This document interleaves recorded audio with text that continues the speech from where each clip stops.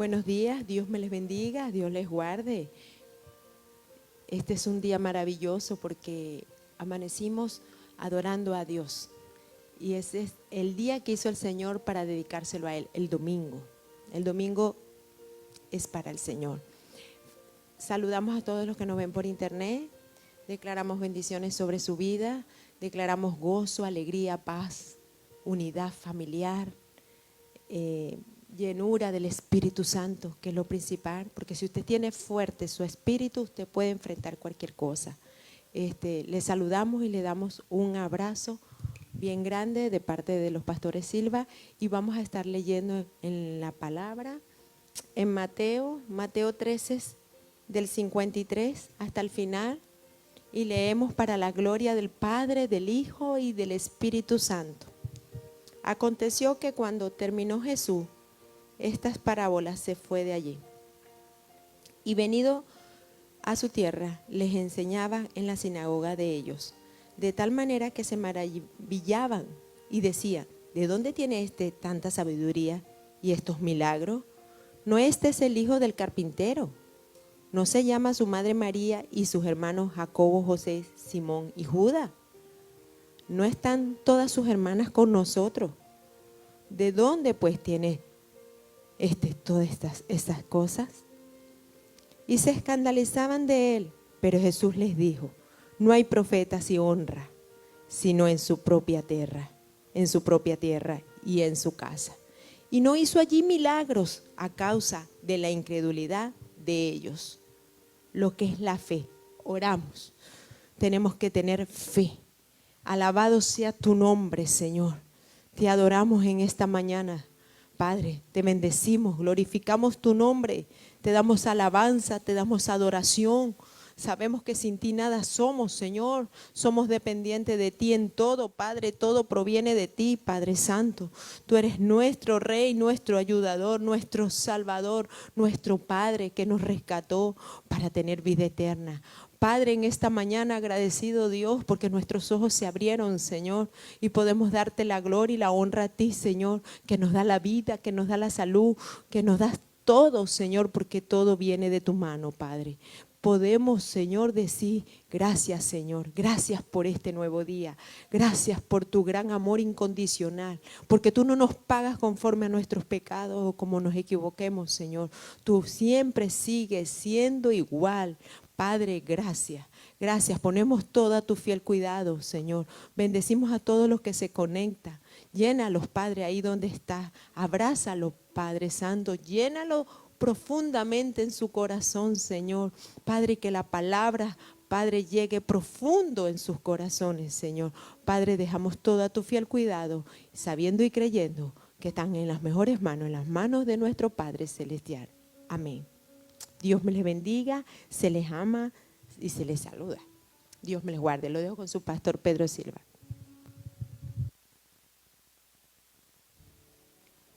Sí. Bien, nuevamente estamos aquí por la gracia, la bondad y la misericordia de nuestro Dios. Nuevamente gozosos y alegres por el amanecer de un nuevo día. Tenemos más que motivos suficientes para agradecer a Dios por darnos la vida, por haber conocido de su amor, de su bondad y de su palabra, la cual es vida y es refrigerio para todo nuestro cuerpo, para todos nuestros huesos. Queremos saludar a todos aquellos que nos ven desde estas latitudes, a las diferentes partes del mundo. Gracias por apoyarnos con sus oraciones. Gracias por sus buenos deseos. Gracias por permitirnos entrar en sus hogares a través de este medio. Oramos al Dios y Padre de nuestro Señor Jesucristo que su vida sea bendecida, fortalecida y llena de la presencia del Señor, impactado por la palabra que vive y permanece para siempre. Saludamos a aquellos que nos han reportado audiencia desde Brasil, desde Argentina, desde Chile, desde Colombia, desde Perú, desde Venezuela, nuestro país natal, desde Panamá, desde Italia y desde España. Que Dios me los bendiga poderosamente. Desde acá, desde los Estados Unidos, a todos los amadísimos hermanos y hermanas que nos sintonizan domingo a domingo.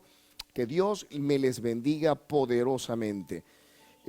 Hoy tenemos un tema, por lo demás, bien edificante para nuestra vida. Presta atención. Recuerde también, por favor, compartir este enlace con sus amigos, con sus familiares, con sus vecinos, con sus compañeros de trabajo, de estudio, en fin, con toda la persona que tenga bien hacerlo.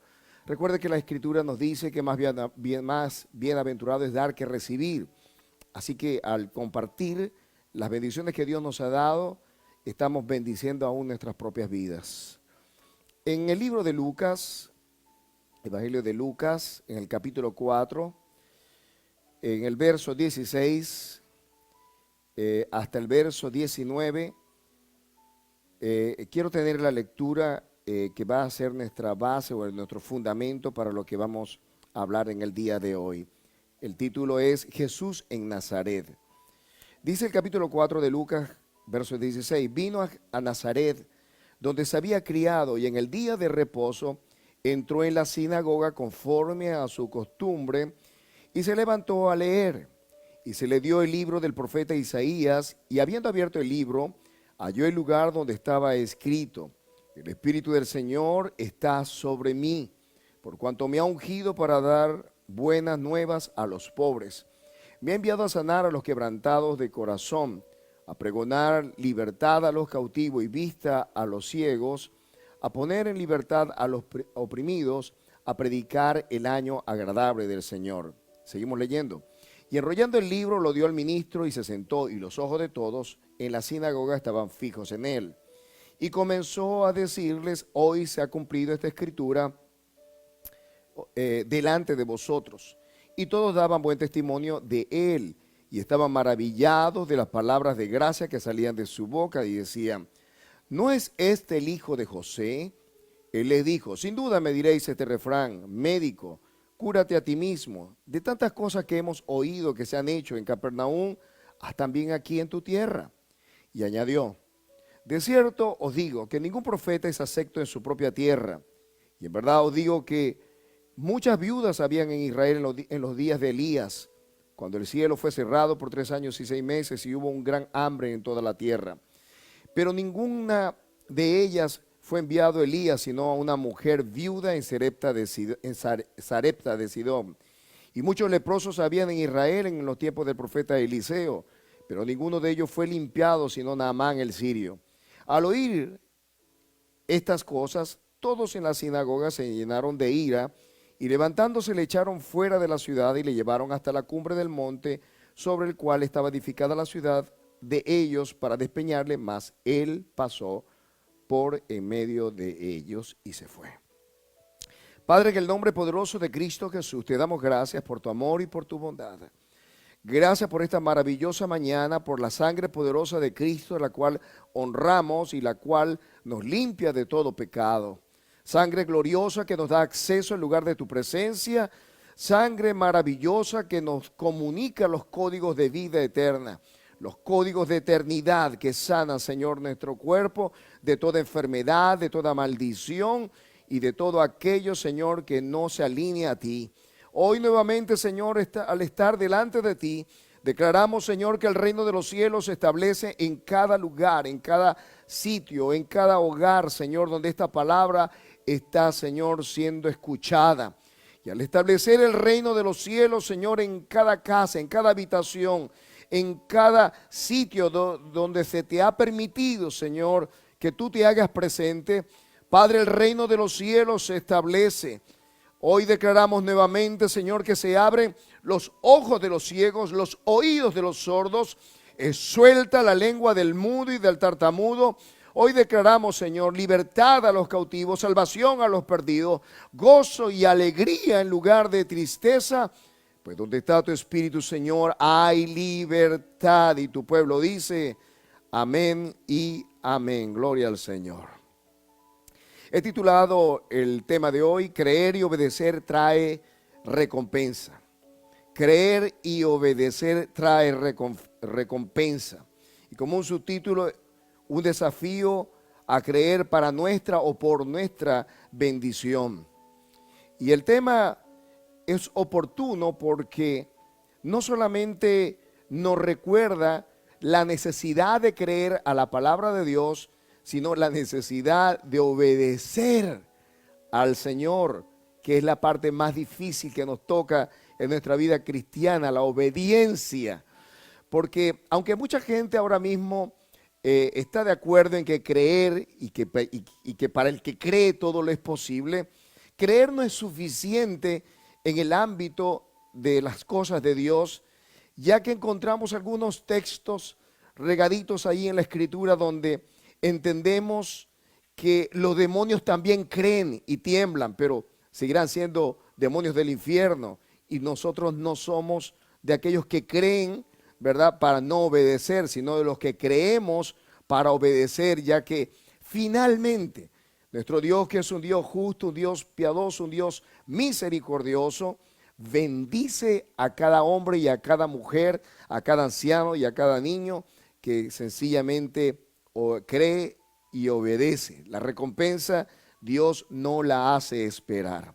La historia está ambientada en la ciudad que fue el lugar de crianza de nuestro Salvador, Nazaret. Él se había criado allí, comienza nuestro texto diciendo, y algunos exégetas sabían, conocedores del tema, saben que no comienza Jesús su ministerio en Nazaret. Hemos de recordar que aproximadamente ya un año Jesús ha estado operando y obrando después que fue bautizado y fue llevado por el Espíritu al desierto.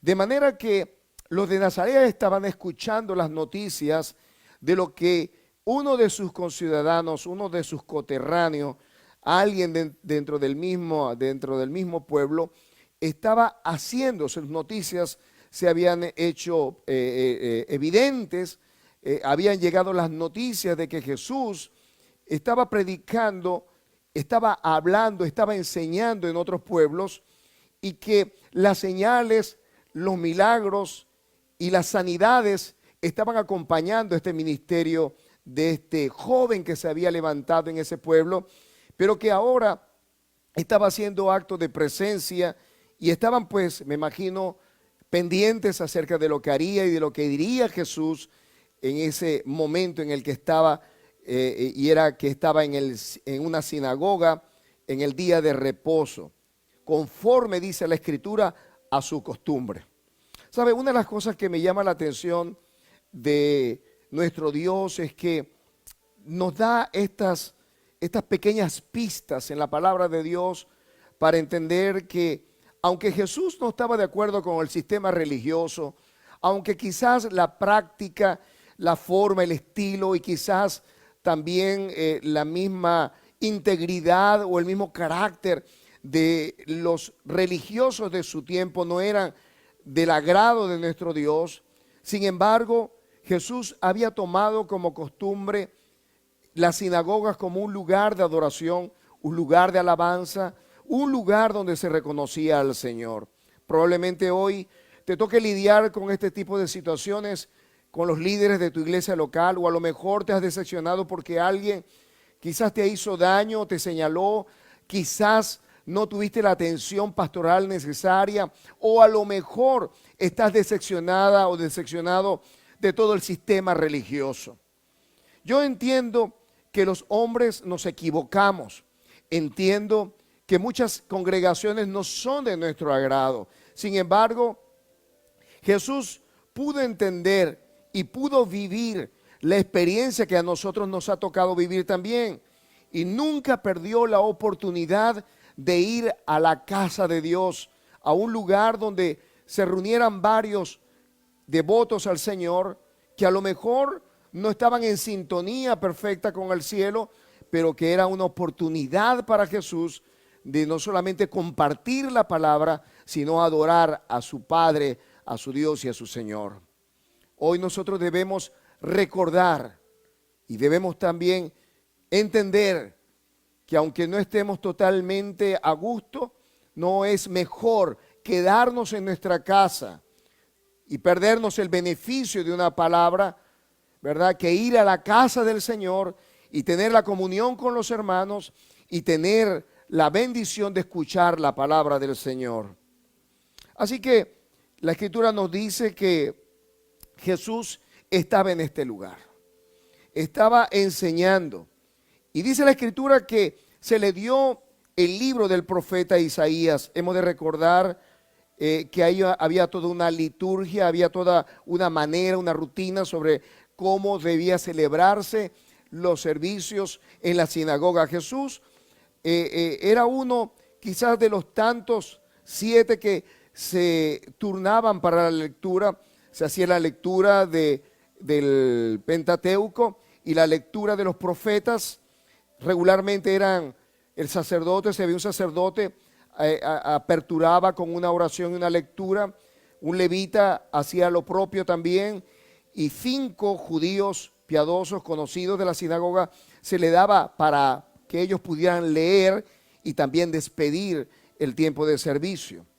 Jesús tomó el libro y leyó la parte que está en el libro del profeta Isaías, capítulo 61, donde dice: el Espíritu del Señor está sobre mí, por cuanto me ha ungido para dar buenas nuevas a los pobres, me ha enviado a los quebrantados, a sanar a los quebrantados de corazón, a pregonar libertad a los cautivos, vista a los ciegos, a poner en libertad a los oprimidos y a predicar el año agradable del Señor. Este es la segunda parte del versículo 2, la primera parte del versículo 2 del libro del profeta Isaías, y no terminó de leerlo, pues la segunda parte hablaba de juicio, y Jesús no había venido, no era su tiempo para proclamar juicio, sino salvación, buenas nuevas de salvación. El contexto de este pasaje nos habla sobre una persona que se había, un gran hombre que se había levantado en medio de su pueblo y que lo habían visto por años como el hijo del carpintero. Lo habían visto por años como el hijo de María. Sus hermanos eran bien conocidos también dentro del pueblo.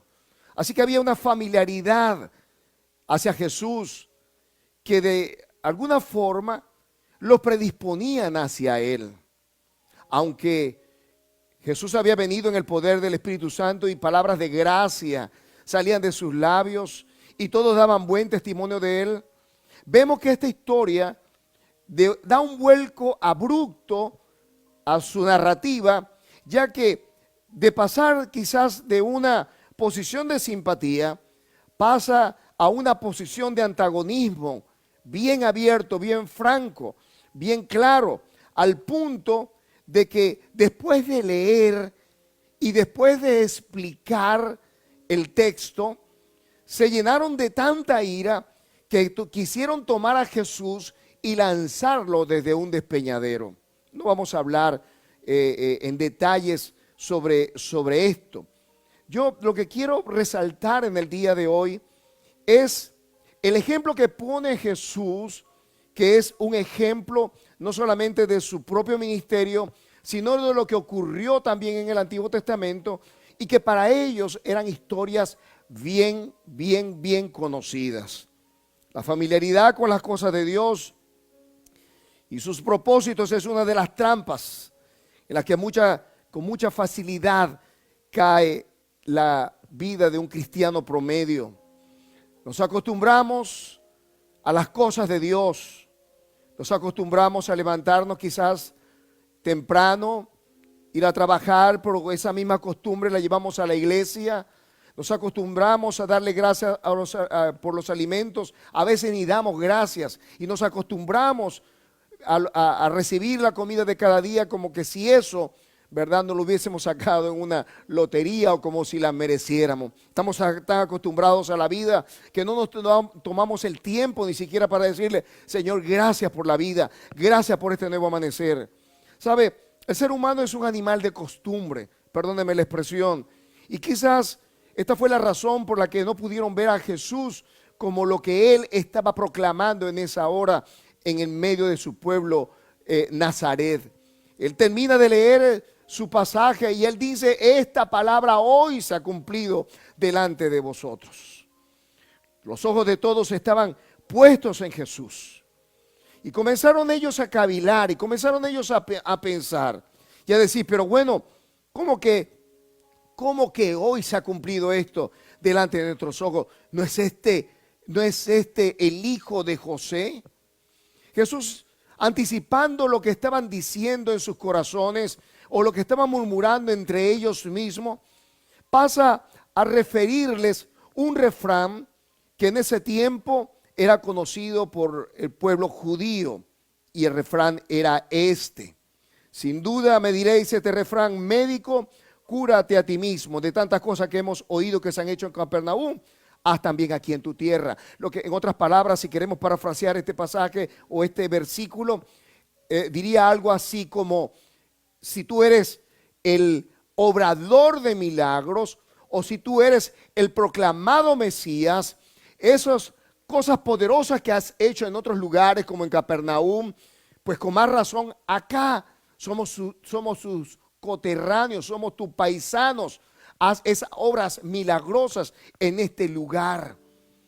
Jesús no cayó en la tentación de querer complacerlos por el qué dirán.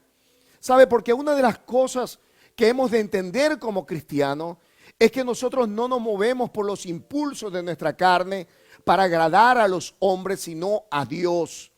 Por eso Jesús nunca pudo entenderse con aquellos que le exigían, porque él todo lo que decía, todo lo que hablaba, todo aquello en lo cual actuaba, lo hacía en consonancia y en dirección perfecta y correcta con lo que su Padre quería que él hiciera.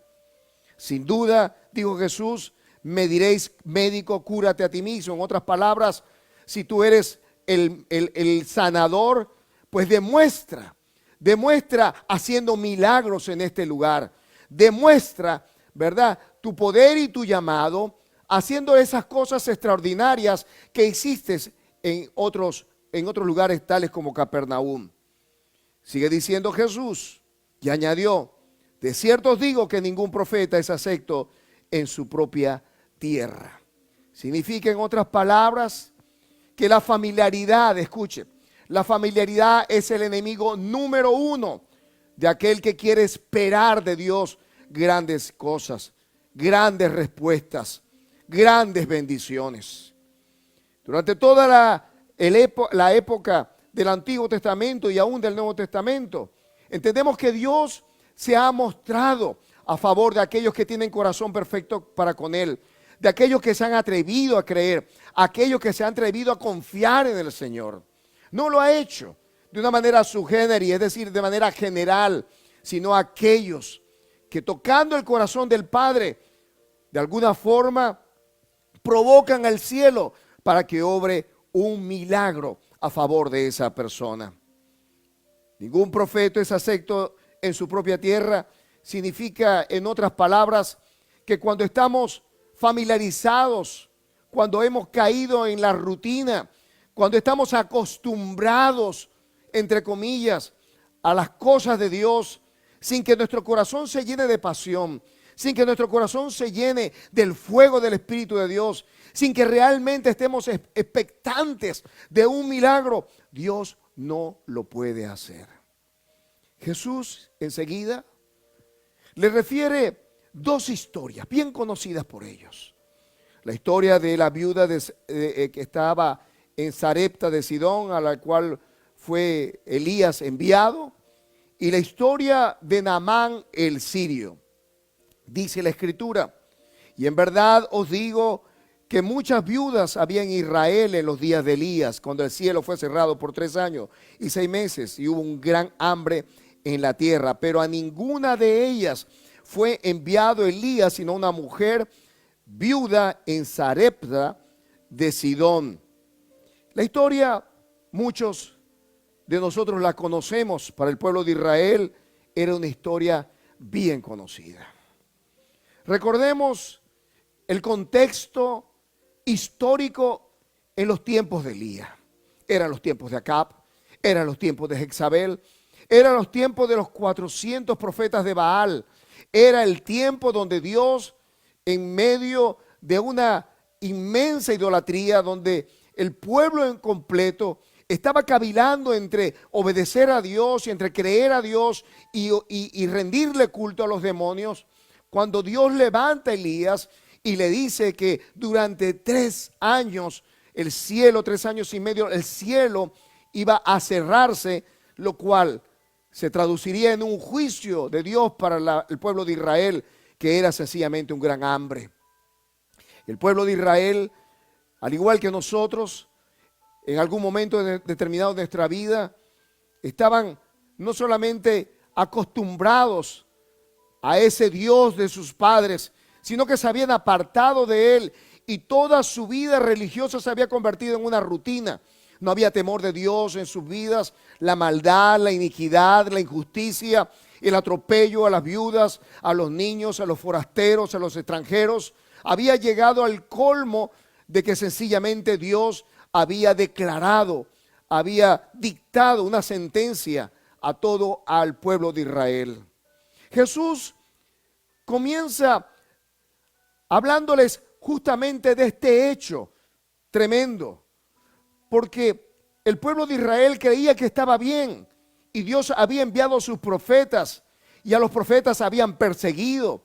¿Sabe? La mujer esta Jezabel, que era la mujer de Acab, había perseguido a los profetas de Jehová y los había matado. Algunos estaban escondidos en cuevas y siendo sustentados por hombres piadosos. Y Elías mismo corría el riesgo de ser decapitado por el rey Acab. Buscaba su cabeza, pues había dicho, por mi palabra no va a llover. Eran tiempos de una inmensa idolatría, de una inmensa olvido de las cosas de Dios y obediencia a las cosas de Dios, a sus preceptos, a sus leyes, a sus mandamientos y a sus decretos. Elías fue enviado a una mujer.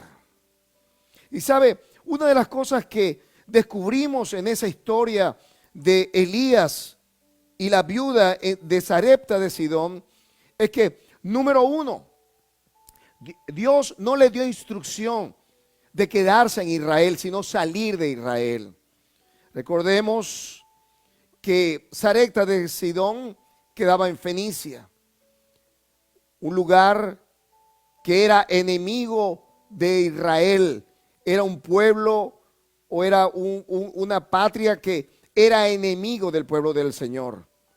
Por el otro lado, teníamos a Siria, que eran también enemigos del Señor, habían sido de alguna forma esclavizados, habían sido de alguna forma derrotados por los asirios. Así que estos dos pueblos habían sido históricamente enemigos de Israel. Y Jesús les habla justamente de dos hechos maravillosos, de dos hechos gloriosos que ocurrieron en los tiempos de Elías y Eliseo, que viene a ser el sucesor de Elías. Uno tiene que ver con una alimentación o con un sustento sobrenatural a través de una viuda que dice la Escritura en la historia, no la refiere, y está justamente en el libro de los Reyes, donde dice la Escritura que esta mujer había tomado unos leños para hacer una comida, y en ese momento llega Elías a la ciudad y le pide agua. Después la vuelve a llamar y le pide comida, por lo cual ella le dice que no tenía comida más.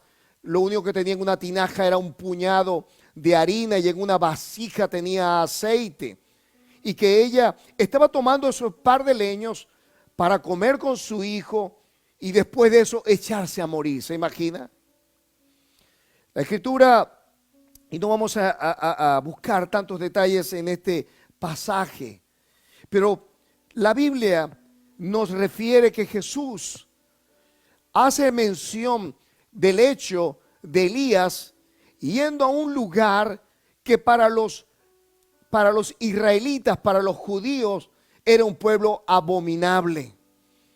Justamente, tanto las mujeres como los extranjeros eran considerados en los tiempos de Jesús como lo peor en la escala social. Era lo más bajo que podía ser considerado un ser humano. De hecho, algunos judíos decían que Dios había hecho a los gentiles, a los no judíos, para ser convertidos en leñas del infierno. ¿Se imagina eso? Así que Elías es sustentado de manera milagrosa porque la palabra que le dice a la mujer es esta: la harina de la tinaja no escaseará, ni el aceite de la vasija disminuirá hasta el día que Jehová haga llover sobre la faz de la tierra. Entonces ella fue e hizo, escucha, esta es la palabra, la expresión clave de este pasaje. Entonces ella fue e hizo como le dijo Elías, y comió él y ella y su casa muchos días. Y la harina de la tinaja no escaseó, ni el aceite de la vasija menguó, conforme a la palabra que Jehová había dicho por Elías. Yo quiero que nosotros nos imaginemos el cuadro. Una mujer que antes adoraba a Baal. Recordemos que Baal en la mente de los pueblos paganos era el dios del trueno, el dios de la lluvia, el dios de la fertilidad, el dios de los cultivos. Pero Elías se levanta para desafiar a este dios, que no era más que un demonio al cual rendían culto los paganos, y desafiando al culto y a las naciones que sencillamente le rendían pleitesía a este dios pagano. Elías dice: no va a haber lluvia, y fue así. Pero la escritura nos dice que esta mujer, quizás en un momento en la que ya había perdido la esperanza y su fe, vio a este hombre, a este profeta, y seguramente esta mujer recibió el testimonio, o ya le habían dicho acerca de este hombre llamado Elías, porque cuando lo ve, le dice: vive Jehová tu Dios. Es decir, que esta mujer tenía conocimiento de ese Dios al cual servía Elías. Quizás las noticias de este hombre habían llegado a sus oídos, y ella pudo reconocer que ese Dios tenía más poder que aquel al que ella había servido en años anteriores, es decir, Baal.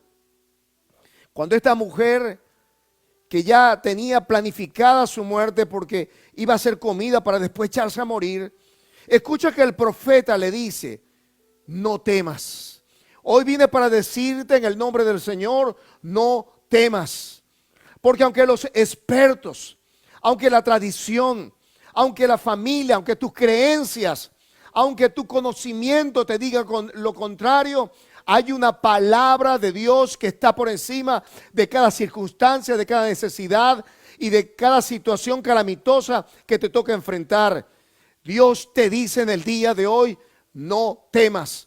Ante la enfermedad, no temas. Ante la escasez, no temas. Ante el miedo, no temas. Ante la angustia, no temas. Antes de cualquier situación que está fuera de tu control, sea legal, familiar, relacional, no temas.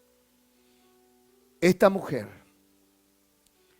tuvo que creer verdaderamente en aquella palabra que le daba el profeta, ya que lo poquito que tenía era lo único con lo que contaba. Fue escasamente todo lo que tenía. Y él le dijo: dame a mí primero.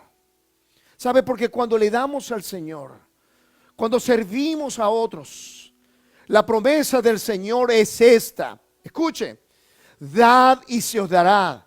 Medida buena, apretada y remecida darán los hombres en vuestro regazo. Porque con la misma medida con que mida, os volverán a medir. No podemos recibir al menos que demos. Elías pudo dar testimonio de que esa palabra era correcta, ya que Seguramente esa mujer, cuando terminó de hacer su torta y se la llevó al profeta, pudo ver con estupor, con mucho asombro, cómo la misma harina estaba en la vasija, cómo pudo ver que la misma medida que estaba en su tinaja, allí no faltaba el aceite. Así que esta mujer pudo comer con su hijo muchos días. La otra historia es la de Naamán. Naamán era un general del ejército del rey de Siria. Y este hombre, a pesar de toda su despliegue de poder, de su inteligencia y la posición que tenía en el gobierno, dice la escritura que este hombre era leproso. En lo íntimo sufría por su enfermedad. Recordemos que la lepra es una enfermedad muy horrible. La carne se cae a pedazos, las heridas supuran agua y pus.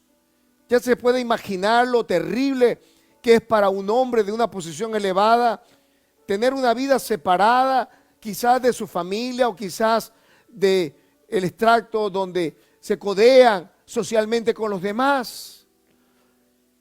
Pero él escuchó de la boca de una sierva esclava que había sido tomada de Israel, cómo había un profeta en Israel llamado Eliseo. Este hombre, según ella, tenía la ventaja, la bendición de orar a Jehová, Dios de los ejércitos, y ser escuchado por él, de manera que le dice a su ama: dile a tu esposo, a su esposo, dígale a su esposo que en tierra de Israel hay un profeta llamado Eliseo y él le puede sanar de su lepra. La escritura nos dice que este hombre llamado Naamán fue el rey de Siria y le habló todo lo que le había dicho la chica que había sido traída de Israel. Y el rey le dio presentes y le dijo que fuera con una carta al rey de Israel diciéndole que le sanara. El rey de Israel estaba realmente consternado, asustado, porque él decía: yo no soy Dios para sanar a nadie, ni para quitar la vida, ni dar la vida.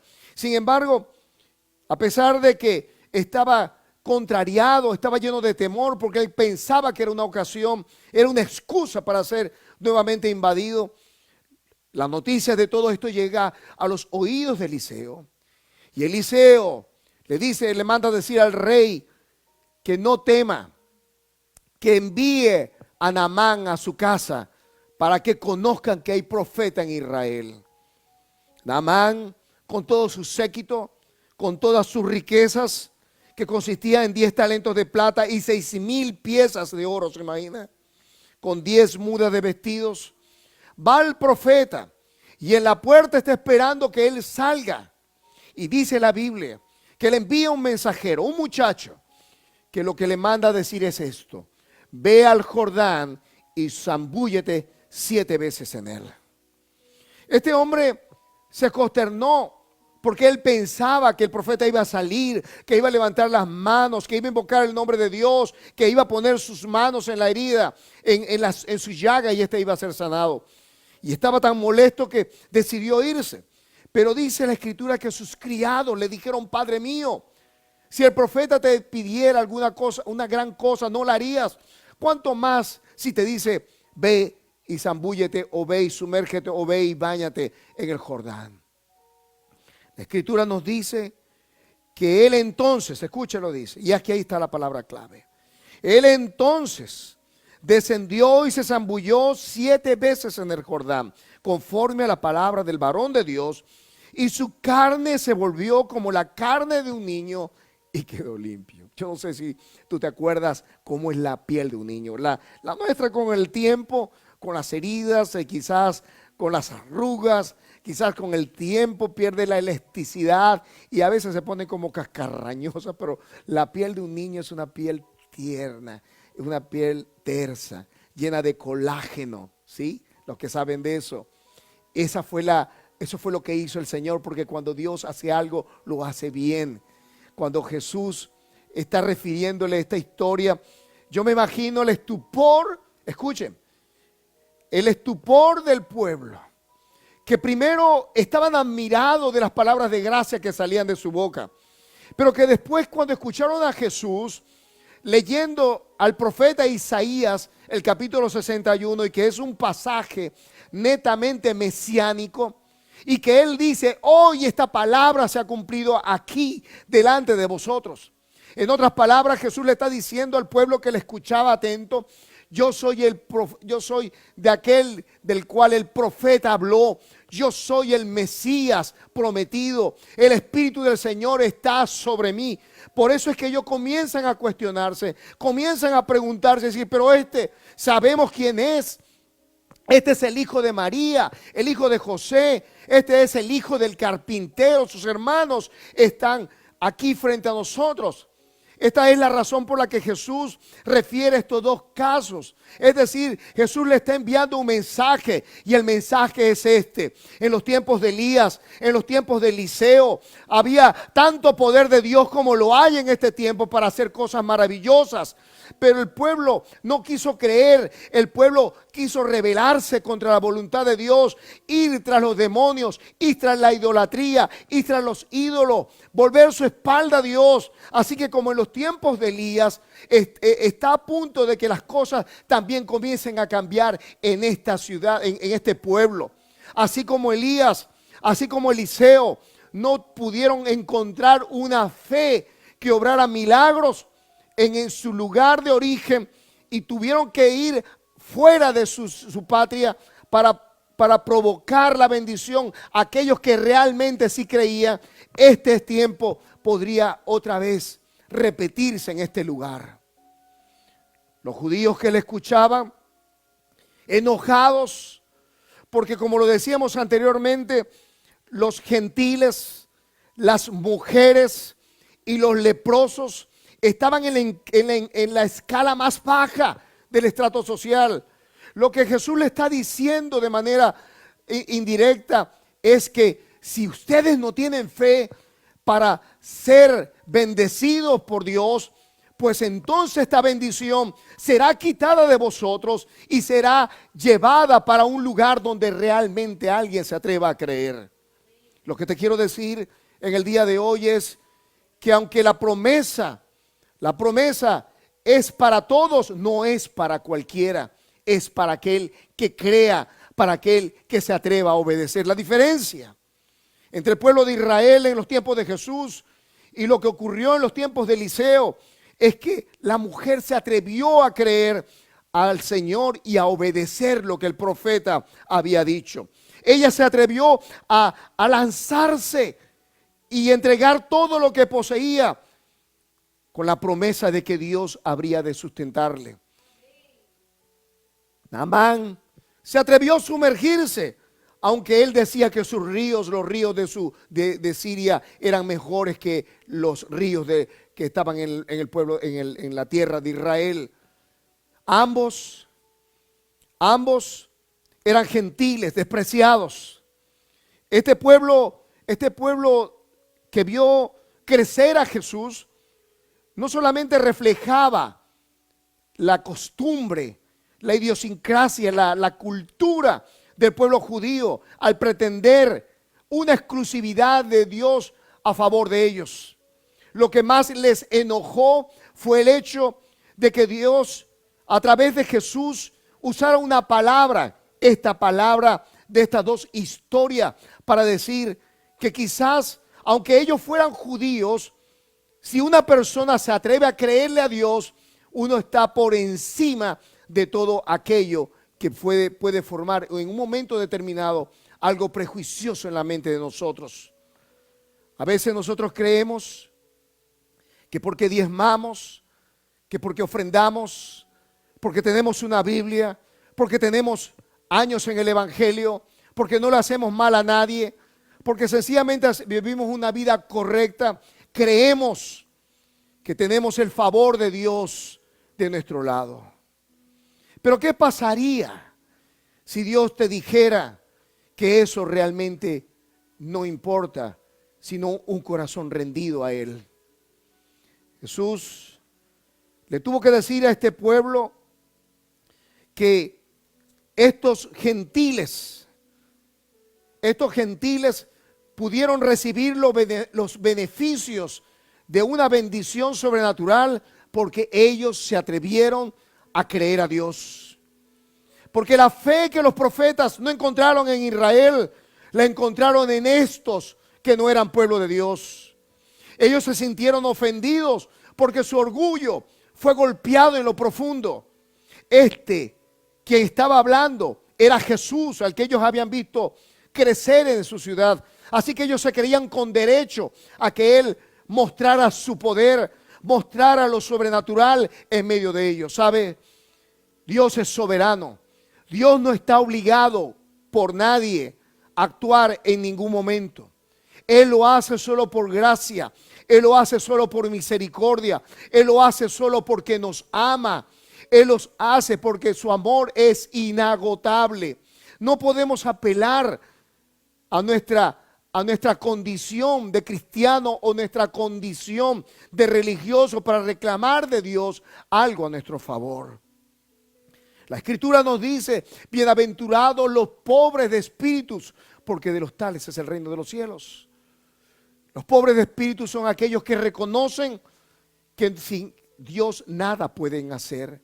Los pobres de espíritu son los que conocen y saben que no hay mérito alguno en su vida, que no hay nada que puedan hacer y que puedan de alguna forma ganarse la gracia del cielo. ¿Sabe? Jesús conocía lo que había en el corazón de este pueblo, ese pueblo que le había visto crecer, Nazaret. Y sin duda, Él tomó estos ejemplos para hablar de lo que habría de ocurrir en los años que le tocaban todavía por vivir en esta tierra. No solamente el pueblo de Nazaret le rechazó, sino que Israel le rechazó de plano.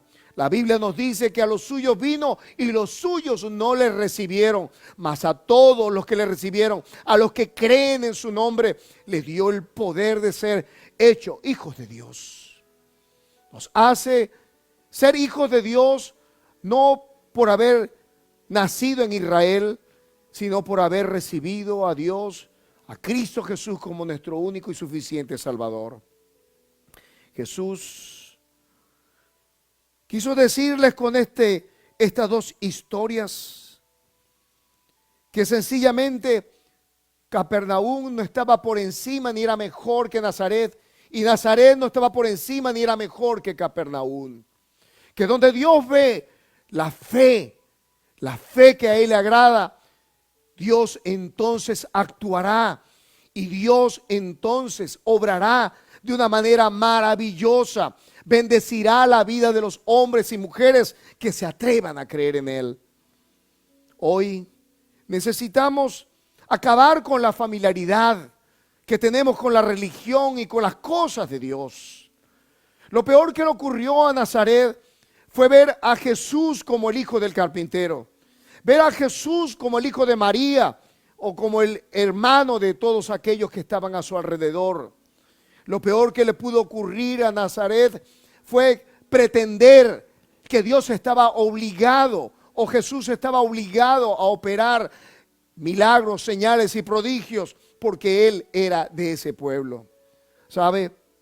Dios es y será soberano. Él hará lo que Él quiera, cuando quiera y donde quiera, porque es Dios. Nosotros, nuestro deber es depender de Él en todas las cosas. La Escritura nos dice en Juan capítulo 15, verso 5, yo soy la vid, vosotros los pámpanos. El que permanece en mí y yo en él, este lleva fruto, porque separados de mí nada podéis hacer. La palabra nada, escucha hermano, escucha amigo que me estás escuchando, que me estás oyendo, me estás viendo por este medio. Separados del Señor, Él es la vid y nosotros somos las ramas que están conectadas a ese árbol de vid. Jesús dijo, separados de mí, nada podéis hacer. A lo mejor te estás diciendo, y esto lo conversaba con mi esposa anoche, a lo mejor te estás diciendo, pero no me falta comida, no me falta trabajo, no me faltan buenos negocios, no me falta una buena familia. A lo mejor es verdad, pero tú no puedes validar lo que estás haciendo por las cosas que tienes. Tú no puedes validar tu carácter por las cosas que has conseguido. Porque hay quienes en la eternidad descubrirán con mucha tristeza que lo que hicieron sencillamente carece de valor ante el Señor. ¿Sabe? Es como el hombre aquel que sencillamente había llegado a un punto donde la bendición, entre comillas, era tan grande que dijo, wow, todo esto lo he logrado, todo esto lo he alcanzado. ¿Qué voy a hacer? Ya sé lo que haré. Haré mis graneros más grandes. Haré mis cultivos más para poder almacenar todo lo que tengo. Y le diré a mi alma, alma, muchos años tienes por delante, regocíjate, come y bebe. Muchos años tienes por delante. Y la respuesta divina es esta. Necio, hoy vienen a pedir tu alma y lo que has provisto, ¿de quién será? ¿Sabe por qué? Uno puede ser rico para con el mundo, o rico para con su familia, o rico para con uno mismo. La gran pregunta es, ¿estamos siendo ricos para con Dios? ¿Estamos agradándole al Señor? ¿Estamos sencillamente haciendo que nuestra vida cristiana y nuestra relación con Dios funcione? Quiero terminar diciendo que si queremos nosotros alcanzar esa tan preciada bendición, no importa, escuche, no importa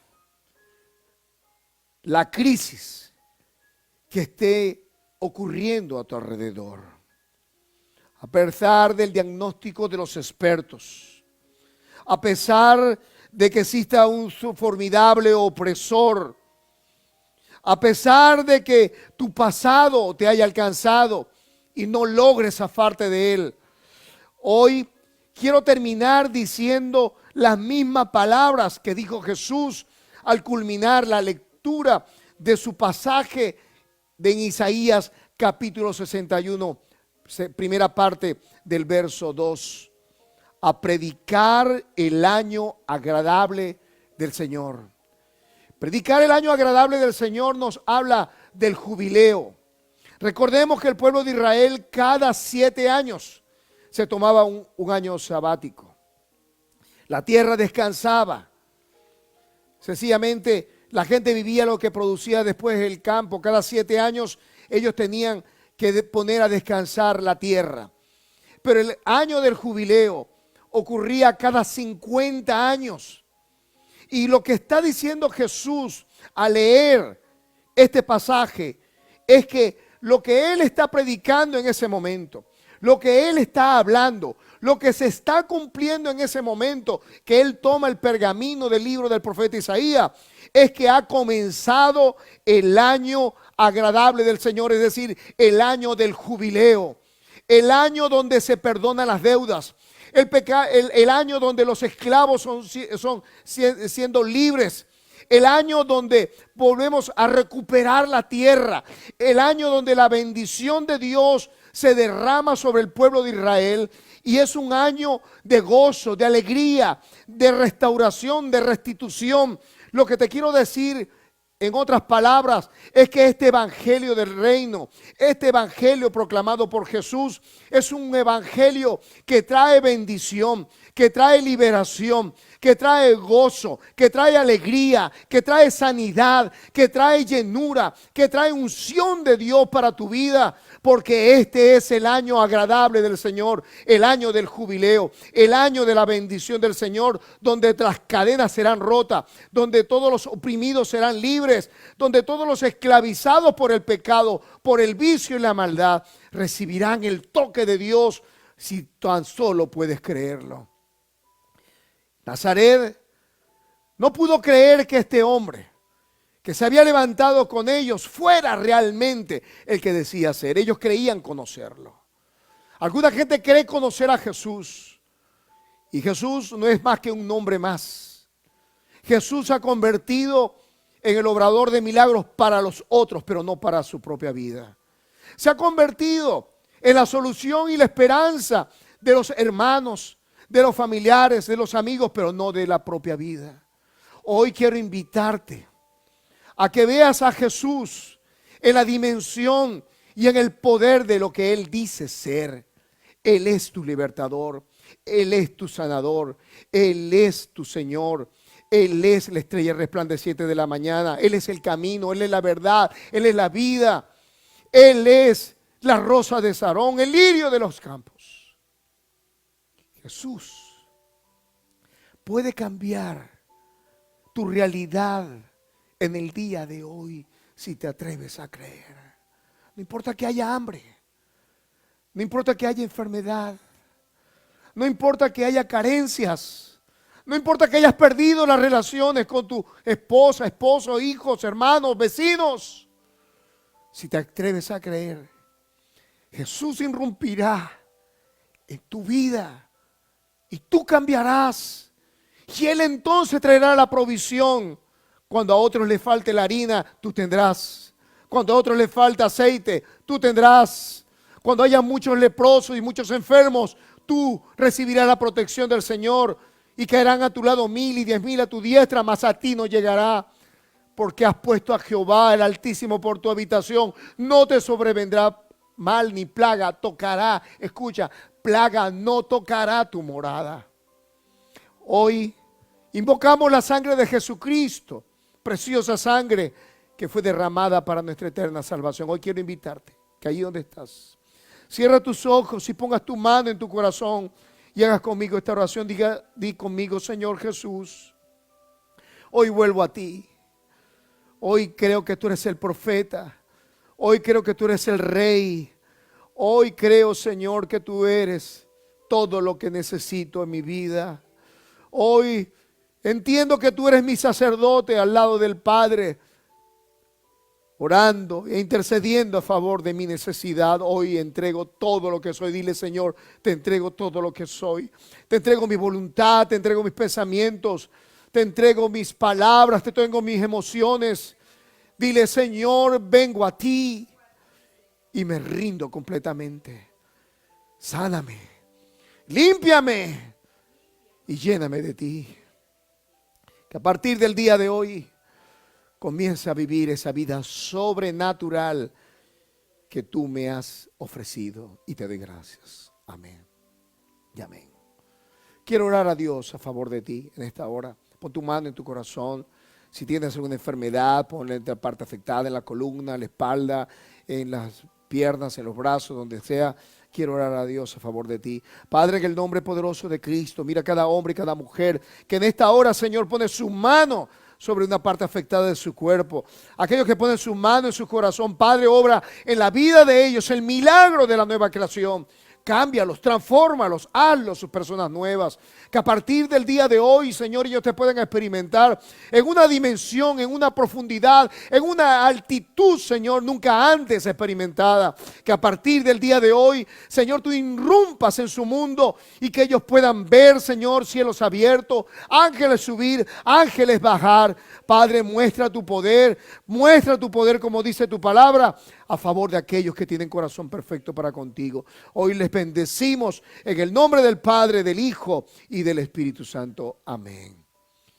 Que Dios te bendiga, que Dios te guarde. Quiero invitarte para el próximo domingo a esta misma hora y en este mismo canal, para que nos puedas sintonizar y recordarte que más bienaventurado es dar que recibir. Comparte este enlace con tus familiares, con tus vecinos, con tus amigos, compañeros de trabajo y todo aquel que tengas a bien hacerlo. Que Dios te bendiga, que Dios te guarde. Te amamos y oramos para que tu vida sea bendecida. Hasta una siguiente oportunidad. Que Dios te bendiga.